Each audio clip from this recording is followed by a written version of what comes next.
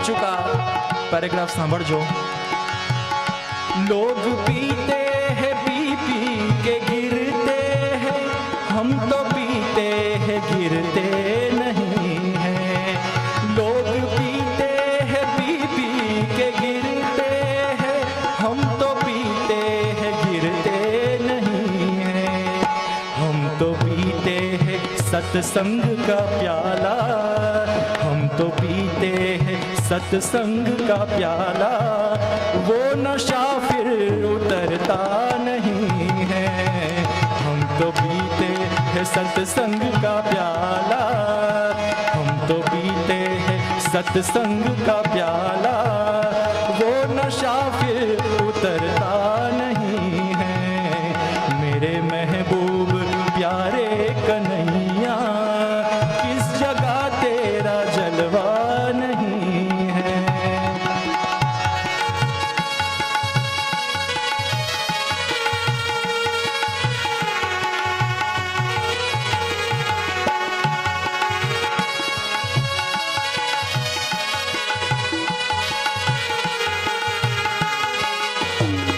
पूजा करते हैं शाम सवेरे, पूजा करते हैं शाम सवेरे, इनके काटो 84 वाले फेरे। वो पूजा करते हैं शाम सवेरे, पूजा करते हैं शाम सवेरे, इनके काटो 84 वाले फेरे। दुनिया वाले अगर कुछ भी समझे, दुनिया वाले अगर कुछ भी समझे, हम तो दुनिया से डरते नहीं हैं। दुनिया वाले अगर कुछ भी समझे, दुनिया वाले अगर कुछ भी समझे, हम तो दुनिया से डरते नहीं हैं। मेरे महबूब प्यारे कन्हैया, किस जगह तेरा जलवा नहीं है, किस जगह तेरा जलवा नहीं है, किस जगह तेरा जलवा नहीं है। मेरे महबूब प्यारे कन्हैया, किस जगह तेरा जलवा नहीं है, हो किस जगह तेरा जलवा नहीं है, हो किस जगह तेरा जलवा नहीं है। श्री गोवर्धन नाथ की क्या बात है। Once more, once more. મેં બી નથી સાંભળ્યો, આ પહેલી વાર સાંભળું છું. ખૂબ સરસ, હા સાચે ખૂબ સરસ. किस जगह तेरा जलवा नहीं है, क्या बात है.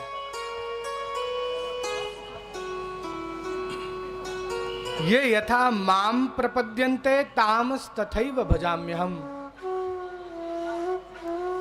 जो मुझे जैसे भजेगा मैं भी उसे ऐसे ही दर्शन दूंगा. ભગવાન ગીતામાં એ જ કહી રહ્યા છે.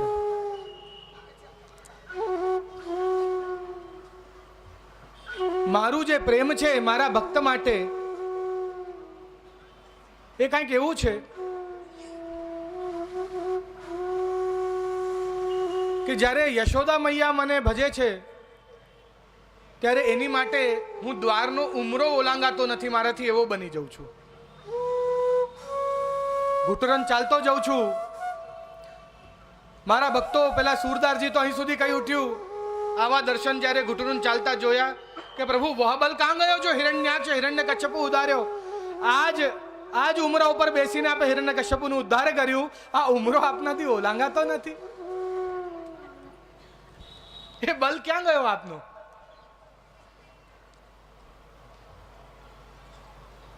એ જ મારા ગ્વાલબાલ જ્યારે મને મિત્ર ભાવથી સખ્ય ભાવથી ભજે છે તો જ્યારે એમનો દડો યમુનાજીમાં પડી જાય તો એના માટે કાલિયા નાગના ફન ઉપર બી નૃત્ય કરી લઉં છું. જ્યારે ઇન્દ્ર પ્રકોપ કરે છે તો એની માટે ગિરિરાજ પણ ધારણ કરી લઉં છું. એક મિત્રનું ધર્મ જે હોય, એક રક્ષાનો ધર્મ જે હોય એ નિભાવું છું. જ્યારે ગોપિકાઓ મને પતિ ભાવથી ભજે છે ત્યારે વૃંદાવનમાં એની જોડે રાસ કરું છું. એમનો એ પતિભાવ પણ હું સિદ્ધ કરું છું, પુષ્ટ કરું છું.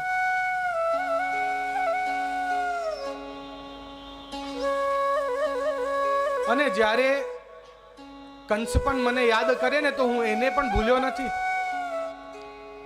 એ કંસ પણ મારા ભક્ત રીતે જ એને ગણું છું, કારણ કે એ પણ મારા નામનું રટન ખૂબ જ કરતો હતો.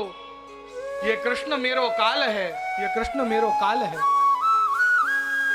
તો હું પણ એને પણ દર્શન આપ્યા, પણ એનો કાલ બનીને એના દર્શન આપ્યા, કારણ કે મને એ પ્રમાણે ભજતો હતો. ये यथा माम प्रपद्यन्ते, જે મને ભજશે જે પ્રમાણે એને હું એવા જ દર્શન આપીશ. તમે મને કયા દ્રષ્ટિએ જુઓ છો એ તમારા ઉપર છે. જેવું તમે જોશો એવા જ દર્શન તમને થશે. તમને જો મારા અંદર મૂર્તિ દેખાય છે તો હું મૂર્તિ છું, ચિત્ર દેખાય તો ચિત્ર છું.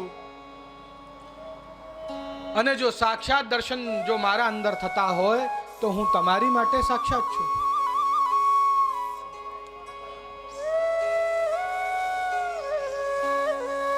ગોપીઓએ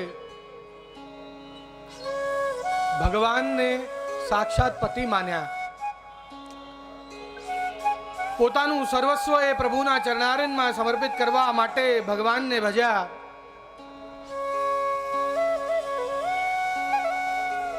એ ભગવાન પર પૂર્ણ વિશ્વાસ રાખ્યો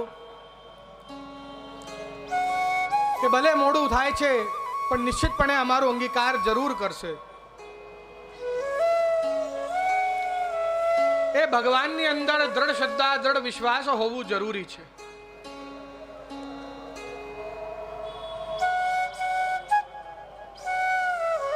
આ ભગવાન જ્યારે જ્યારે એના મધુર વેણુનો નાદ સંભળાવે છે ત્યારે ત્યારે ગોપિકાઓની અત્યંત વિક્ષિપ્ત દશા, વેણુનું રવ જે ભગવાને કર્યો, સર્વ જીવ જળ ચેતન આકાશ પૃથ્વી બધાને મોહિત કર્યા. આ રસમય સૃષ્ટિ ભગવાનની જ છે અને એને અધિક રસમય બનાવી આ ગોપીઓને અધરસુધા દ્વારા પોતાનું પ્રભુ તત્વ એમના ઉપર, એમની અંદર સ્થાપન કર્યું, ભાવનું ઉદ્દીપન કર્યું, એમના અંદર એ દીપ, પ્રેમનો દીપ પ્રગટાવ્યો. અને એ જ્યારે દીપ પ્રગટે, જ્યારે એ વિરહનો ભાવ હૃદયની અંદર પ્રગટે ત્યારે કેવી દશા થાય છે તે આગળના શ્લોકની અંદર એનું વર્ણન કરે છે, કિંતુ સમય થઈ ગયો છે. શ્રી વલ્લભાધીશ કી જય. આ ગોપિકાઓ ભગવાનના અત્યંત રસાત્મક વેણુથી કેવા વશ થયા છે એનું વર્ણન વર્ણયંત્યો ભીરે ભીરે આગળના શ્લોકમાં એવો પંક્તિ આવે છે, એનું વર્ણન હવે આગળ કરશે. જે ભગવાનનું અત્યંત અલૌકિક વેણુ નાદ છે એનું રસાત્મક વર્ણન આજે આપણે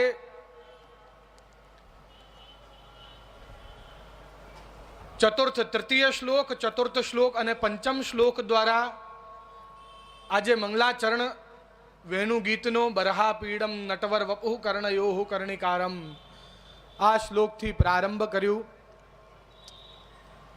સુખદેવજી ભગવાનનું અત્યંત અલૌકિક વર્ણન પ્રારંભ કર્યો છે અને હવે આગળ આપ જોશો કે જ્યારે ગોપિકાઓ વર્ણન કરવાનું સામર્થ્ય આવી જશે, એટલે સામર્થ્ય તો છે જ પણ મૂર્છિત થઈ ગયા છે, એટલે જ્યારે એ જાગશે તો આગળ ગોપ્ય ઉચુ અક્ષણવતામ ફલમિદમ ન પરમ વેદામહ દ્વારા ભગવાનના સ્વરૂપનો વર્ણન ફરીથી એકવાર કરશે અને આ પ્રમાણે આપણે આગળ વધતા જઈશું. આજે વિરામ લેતા પહેલા મારે આપને એક બહુ જ અગત્ય વાત જણાવી છે.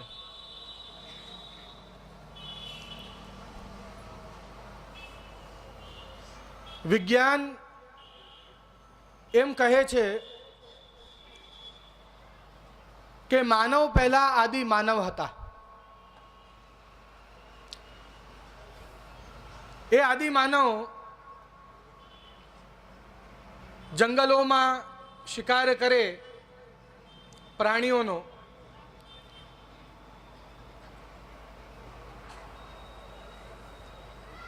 એક પ્રાણી જેવું જીવન જીતું.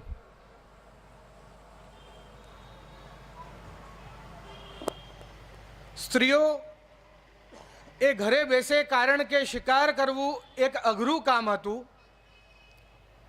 એક મહેનતનું કામ હતું. તો જ્યારે ઘરે બેસે એ સ્ત્રીઓ ત્યારે શું જુએ છે કે ગાય કાં તો પવન, કાં તો ગાયની પીઠ, કાં તો પવન દ્વારા કોઈ પણ બીજ એ ગાયની પીઠ પર ચોંટીને કે કોઈ બીજા પ્રાણીના ઉપર ચોંટીને કાં તો પવન દ્વારા ઉડીને આવ્યો હોય ને બીજ ભૂમિમાં પડે. જ્યારે વરસાદ વરસે એટલે એ બીજ પલ્લવિત થાય. એમાંથી પુષ્પ નીકળે, ફળ નીકળે. એ ફળને ખાવાથી કાં તો એ અનાજને ખાવાથી પેટ ભરાય છે, શક્તિ મળે છે.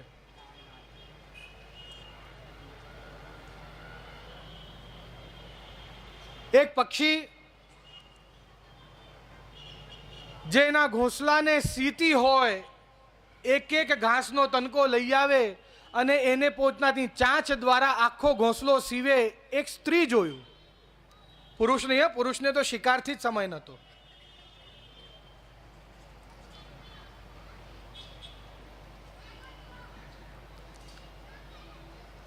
ખેતી કેમ કરવી, ઘર કેમ બનાવવું, સંતાનોનું પેટ કેમ ભરવું, એ સર્વપ્રથમ સ્ત્રીઓને ખબર પડી. આજની તારીખમાં યદિ તમે પોતાને માનવ કહી શકો છો તો એ સ્ત્રીના કારણે કહી શકો છો, પુરુષના કારણે નહીં. આજે આપણી અંદર સભ્યતા છે તો એ સ્ત્રીઓના કારણે સભ્યતા છે. આજે આપણા અંદર સંસ્કાર છે તો એ સ્ત્રીઓના કારણે સંસ્કાર છે. શૃંગાર છે એ સ્ત્રીઓના કારણે શૃંગાર છે. આજે આપણે જે કાંઈ છીએ આપણે સ્ત્રી જાતિના ઋણી છીએ. માટે ફરી એકવાર આ બધાને હું જણાવવા માંગુ છું કે હજી સુધી દોડ્યા નથી પણ હવે રન ફોર વિમેન્સ. આ જે દોડ જે છે આની અંદર ચોક્કસ ભાગ લેજો. આ સ્ત્રીઓ માટે, એની રક્ષા માટે છે, એના માન માટે, એના સન્માન માટે છે. આજે આપણે માનવ એક બુદ્ધિશાળી જાતિ હોવાનો ગર્વ કરી શકીએ છીએ, એ સ્ત્રીઓના કારણે કરી શકીએ છીએ.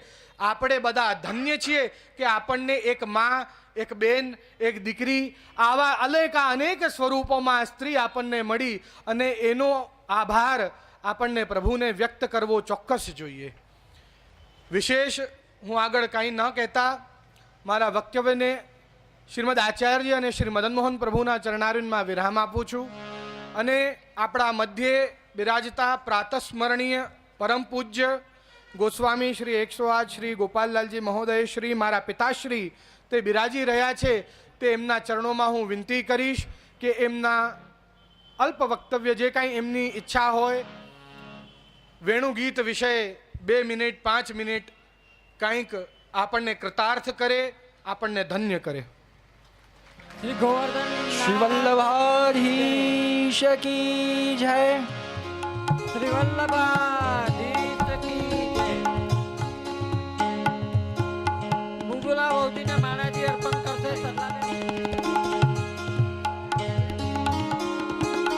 વૈષ્ણવોને વિનંતી કે હજુ શાંતિથી બેસજો. પ્રિયમ नित्यं श्रीमथुराधिपं सुखकरं श्रीविठ्ठले सम्मुदा श्रीमद्वारवतीश गोकुलेन्दुं विभुं श्रीमन्मन्मथमोहनं नटवरं श्रीबालकृष्णं भजे.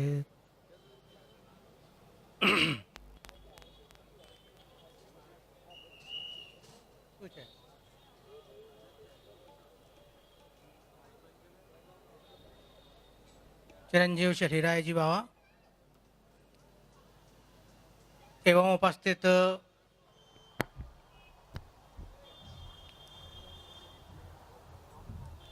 आ कथाना मुख्य मनोरथी सरलाबेन ने पटेल परिवार आखो जे अहींया आवेलो छे ए बधा तथा उपस्थित वैष्णववृंद श्री मदन मोहन प्रभुनी कृपाथी श्री गोवर्धन प्रभुनी कृपाथी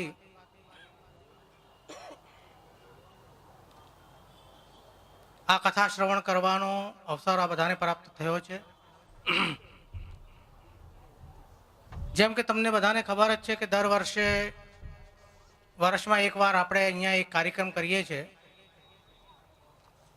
एनो मुख्य हेतु एवुं छे के हमारा श्री गोवर्धन प्रभु पधार्या वडोदरानी अंदर 18 वर्ष थई गया छे अने आज टाइम में एटले डिसेम्बर जनवरी ना टाइम में श्री गोवर्धन प्रभु अहींया वडोदरा पधार्या हता. हवे आ बधा कार्यक्रमों जे अमे दर वर्षे करीए छे एम मानी लो वार्षिक कार्यक्रमों कहीए अथवा तो श्री गोवर्धन प्रभुना पाटोत्सव निमित्ते कहीए जे कंई आपणे कहेवुं होय पर वर्षमां एक कार्यक्रम आपणे एवुं करीए छे के जेथी श्री गोवर्धन प्रभुनो जन्मदिवस तरीके आपणे एने उजवीए.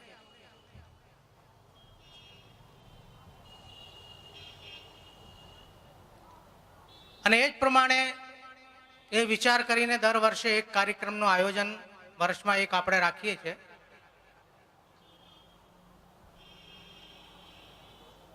જે હમણાં જ તમે વેણુગીતનું શ્રવણ કરી રહ્યા છો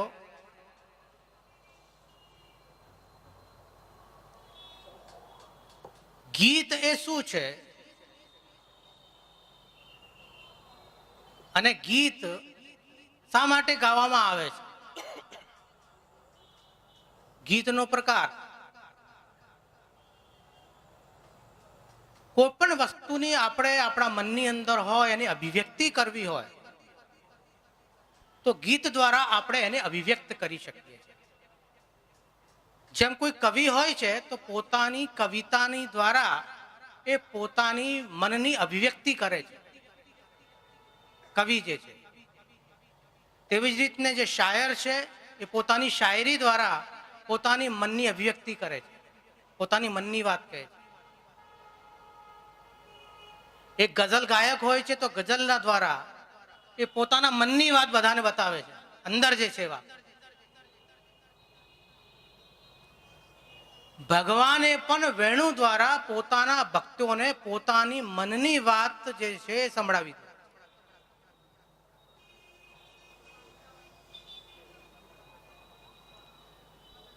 વેણુના નાદ દ્વારા સર્વ ભક્તોના અંદર ભાવનું સિંચન કર્યો છે, પોષણ કર્યો છે. પોતાના મનની વાત પોતે ભગવાન જે છે વેણુ દ્વારા બતાવે છે.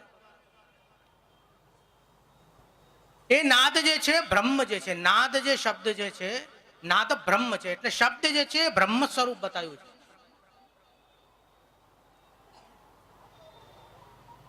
અક્ષર બ્રહ્માત્મક એવું કહે છે ને કે અક્ષર જે છે બ્રહ્મનો સ્વરૂપ છે. એવી રીતના નાદ જે છે એ પણ બ્રહ્મનો સ્વરૂપ છે. કેમ કે બધા જ જેટલા પણ સ્વર જે છે તે બધા જ સ્વરોની ઉત્પત્તિ તો નાદમાંથી જ થયેલી છે. ષડજ હોય કે ઋષભ હોય કે ગાંધાર હોય આ જેટલા પણ સા રે ગા મા આ જેટલા પણ સ્વર છે એ બધા સ્વરોની ઉત્પત્તિ કેવી રીતના થઈ, ક્યાંથી થઈ છે તો કે છે નાદમાંથી. ભગવાને જ આ બધા નાદમાંથી પોતાના સ્વરોની ઉત્પત્તિ કરી છે. એટલે શ્રીમદ ભગવદ્ ગીતાની અંદર આપણે જોઈએ તો ભગવાન કહે છે કે વેદાનામ સામવેદોસ્મિ, હું વેદોની અંદર સામવેદ છું. ભગવાન એવું કહી રહ્યા છે શ્રીમદ ભગવદ્ ગીતામાં. અને સામવેદ શેનો છે કે ગાયનનો વેદ છે, સંગીતનો વેદ. સંગીતની ઉત્પત્તિ ક્યાંથી થઈ? સંગીત ક્યાંથી આવ્યો તો કહે છે કે સામવેદમાંથી આવ્યો. આ બધો સંગીત જે આપણે રોજે સાંભળી રહ્યા છે, લોકો હેડફોન લગાવીને આખો દિવસ ગીતો સાંભળે છે, સંગીત સાંભળે છે, એના ઉપર નાચે છે, ગાય છે, આનંદ કરે છે, તો એ બધી સંગીત આવ્યો ક્યાંથી? સંગીતની ઉત્પત્તિ ક્યાંથી થઈ? કે સંગીતનો પણ એક વેદ છે જેને આપણે સામવેદ કહીએ છીએ. અને ભગવાનને અત્યંત પ્રિય હોવાથી આ વેદ, કેમ કે ભગવાનને પણ સંગીત બહુ પ્રિય છે, જેમ આપણને પ્રિય છે. કોઈ કેટલો પણ અંજાન વ્યક્તિ હોય, એક બાળક, નાનો બાળક હોય, 1 વર્ષનો કે 2 વર્ષનો, પણ એની આગળ કોઈ વાદ્ય વાગતું હશે તો એ પણ તાલી વગાડવા લાગી જશે. એને હમણાં સ્વરની સમજ નથી, એને સ્વરનો જ્ઞાન નથી. સ્વરનો જ્ઞાન ન હોવા છતાં પણ એ બાળક, જે નાનો બાળક છે, એની આગળ કોઈ પણ જાતનો સંગીત વાગતો હોય તો એ નાચવા લાગી જાય, તાલી વગાડવા લાગી જાય, આનંદ કરવા લાગી જાય. કેમ કે બ્રહ્મ સ્વયં આનંદ રૂપ છે. એના અંદરથી જે પણ વસ્તુ નીકળી એ બધું આનંદ રૂપ છે.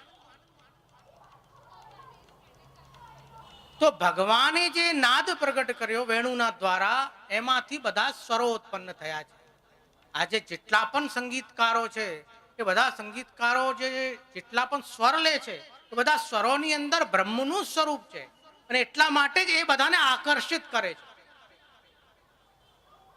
આકર્ષણ શેમાં છે? બ્રહ્મમાં, પરબ્રહ્મમાં આકર્ષણ છે. બ્રહ્મમાં આકર્ષણ છે. સંગીતમાં પણ આકર્ષણ છે. જે પણ શ્રવણ કરે છે 2 મિનિટ ઊભો થઈ જાય છે, એમાં અંદર આકર્ષણ છે.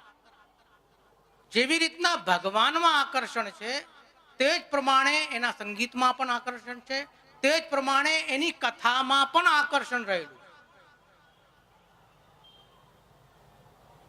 કેમ કે ભગવાનથી પ્રગટ કરેલી જેટલી પણ વસ્તુઓ છે, એ ભગવાનની જેટલી પણ વસ્તુઓ છે, કેમ કે બ્રહ્મ સ્વયં આનંદરૂપ હોવાથી એનાથી પ્રગટ થયેલી બધી જ વસ્તુઓ આનંદરૂપ છે.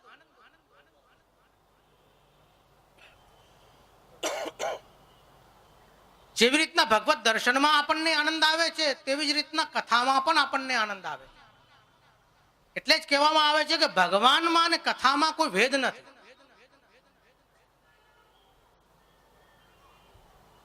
ભગવાનનું સ્વરૂપ છે કથા જે છે એ પણ.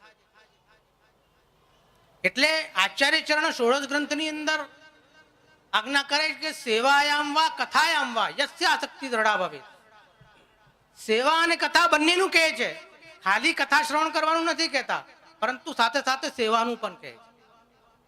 હવે જેવી રીતના મંદિરની અંદર ઠાકોરજી બિરાજતા હોય, તે આપણા ઘરની અંદર ઠાકોરજી બિરાજતા હોય, એની આપણે સેવા કરીએ, અને એની સાથે જેટલા પણ જોડાયેલા હોય બધા સેવા કરવા વાળા, એ બધા સેવકો છે, અને જે સેવા કરે એનું સેવાનું ફળ એને પ્રાપ્ત થાય.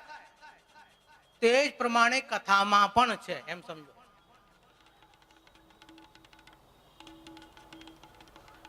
કથામાં જેટલા લોકો જોડાયેલા છે, હેતુ શું છે એમનો? કથા જે થઈ રહી છે એની સેવા કરવી, એના માટે જે પણ વ્યવસ્થા છે એ બધી સેવા કરવી, એની અંદર આવીને સેવા કરવી. જેવી રીતના ભગવત મંદિરમાં જવાથી તીર્થનો ફલ પ્રાપ્ત થાય છે. એ છે કે તીર્થો ક્યાં રહે છે? તો કે છે ભગવાન તીર્થોનું નિવાસ સ્થાન માં શું છે? તો કે છે દેવતાઓનું નિવાસ છે તીર્થની અંદર. એટલા માટે લોકો તીર્થ ઉપર જાય, કેમ કે દેવતાઓનું નિવાસ સ્થાન ત્યાં હોય એટલા માટે. પરંતુ ભગવાનનું જે મંદિર છે એના અંદર કોણ રહે છે? દેવાધિદેવ. જેમ તીર્થમાં જવાથી તીર્થનો ફલ પ્રાપ્ત થાય છે, એમ મંદિરમાં જવાથી દેવાધિદેવ જે ભગવાન છે, બધા જ તીર્થોના સ્વામી છે, એનું ફલ ત્યાં મંદિરમાં જવાથી પ્રાપ્ત થઈ જાય છે. પરંતુ કથાના મંડપમાં જવાથી શું પ્રાપ્ત થાય? જે ફલ ભગવાનનો છે તે જ ફલ કથાનો પણ છે, એ સમજો. કેમ કે એમાં કોઈ ભેદ નથી. એટલે કહે છે કે તમારે કથા શ્રવણ કરવી હોય તો જેવી રીતના ઠાકોરજી ભગવાનની સામે તમે બેસતા ઉઠતા વાત કરતા હો તે પ્રમાણે એટલો જ રેસ્પેક્ટ તમે કથાને પણ આપો, તો તમને ભગવત સ્વરૂપાત્મક જે ભગવાનનું જે ફળ છે એ જ ફળ તમને કથાનું પણ પ્રાપ્ત થઈ જશે. જેવી રીતના ભગવત મંદિરમાં સેવા કરવાથી ભગવત સેવાનું ફળ પ્રાપ્ત થાય છે, તે જ પ્રમાણે કથા મંડપમાં કથાનું કાર્ય કથાની સેવા કરવાથી એ પણ કથાનું જે ફળ જે છે એ જીવને પ્રાપ્ત થાય. કેમ કે ભગવાનના દર્શન શું કરે છે કે જીવન આપે છે. એટલે ગોપિકાઓ કહે છે ને કે તવ કથામૃતમ તપ્ત જીવિનમ કર્યું વિડીતમ કલ્મશાપહમ. આ બધા ગુણ કોના છે? ભગવાનના છે. પણ એ બધા ગુણો કથાના પણ છે. કથા પણ આ જ વસ્તુ કરે છે. જેમ દર્શન જે છે અમૃત તુલ્ય છે ભગવાનના, એ જ પ્રમાણે કથા પણ અમૃત તુલ્ય, એટલે પોષણ આપે છે. જે જાણવું છે એ જાણવામાં મળે. સત્સંગ એટલે શું કે જે આજ સુધી આપણે નથી જાણવું એ વસ્તુ જાણીએ, એનાથી જાણકારી પ્રાપ્ત થાય, એનું નામ સત્સંગ. કથાથી શું થાય કે આપણને જાણવા મળે છે કે પ્રભુએ કયા પ્રકારની લીલાઓ કરી. શ્રીમદ ભાગવત એ કોઈ સાધારણ નથી. જેમ ભગવાનનું આપણે રેસ્પેક્ટ કરીએ એટલું જ જો રેસ્પેક્ટ શ્રીમદ ભાગવતનું કરવામાં આવે તો કે એનું વાસ્તવિક જે ફલ છે શું છે કે એનું કલ્પવૃક્ષ તરીકે માનવામાં આવે છે શ્રીમદ ભાગવતને, કે જેવી રીતને જે ઈચ્છા હોય એ ઈચ્છા જીવની પૂર્ણ કરનારી છે. કહે છે ને કે કોઈ પણ માણસ રોજે એક શ્લોક પણ રોજે શ્રીમદ ભાગવતનો ઘરમાં વાંચે તો એ ઘર તીર્થ થઈ જાય. આખી ભાગવત નહીં પણ એક શ્લોક રોજે વાંચતો હોય તો, રોજે એક શ્લોક કરે, વધારે નહીં. એક અધ્યાય તો બહુ મોટી વાત છે. એક અધ્યાય રોજે વાંચતો હોય તો એક વર્ષમાં શ્રીમદ ભાગવત પૂર્ણ થઈ જાય. રોજે એક અધ્યાય વાંચે એક વર્ષમાં ભાગવત પૂર્ણ થાય. અને રોજે એક શ્લોક પણ વાંચે તો કહે છે કે તીર્થ રૂપ છે. કોઈ સેવા કોઈ સ્મરણ કશું ના બનતું હોય તો તમે રોજે એક શ્લોક શ્રીમદ ભાગવતનું વાંચી લો.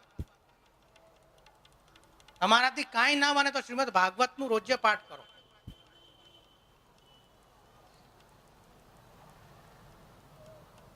તો એ શ્રીમદ ભાગવત જેના કથા શ્રવણથી, જેનું વાંચનથી આખી શ્રીમદ ભાગવત જે છે ફલરૂપ છે. એમાંથી એક આપણે વેણુગીતનો પ્રસંગ લીધો કે ભગવાને વેણુનાદ દ્વારા વિરહનું બ્રજભક્તોને દાન કર્યું. વિરહ એ પુષ્ટિ માર્ગનો ફલ છે.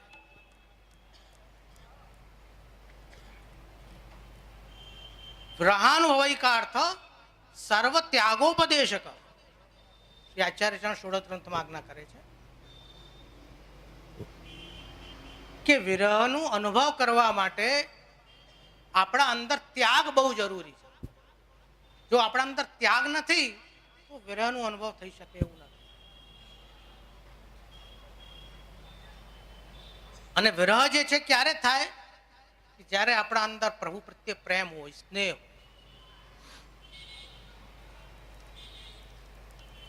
જે લોકોને વેણુનો નાદ શ્રવણ કર્યો, જેમને પ્રેમ હતો પ્રભુમાં, બધાએ શ્રવણ કર્યો વેણુનો નાદ. તો અહીંયા વેણુનો નાદ તરીકે જ માની લો કથા થઈ રહી છે.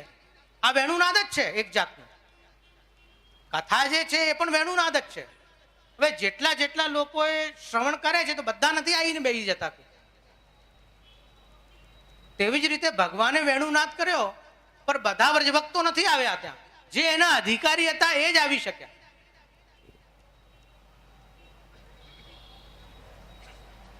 ભગવાને વેણુનાદ કર્યો એ વખતે બધાએ જેને શ્રવણ કર્યો પર કોઈને કોઈ પ્રતિબંધ થયું, કોઈને કોઈ પ્રતિબંધ થયું. પ્રતિબંધના લીધે ભગવાનનું નાદ શ્રવણ કર્યા પછી પણ ન આવી શકે.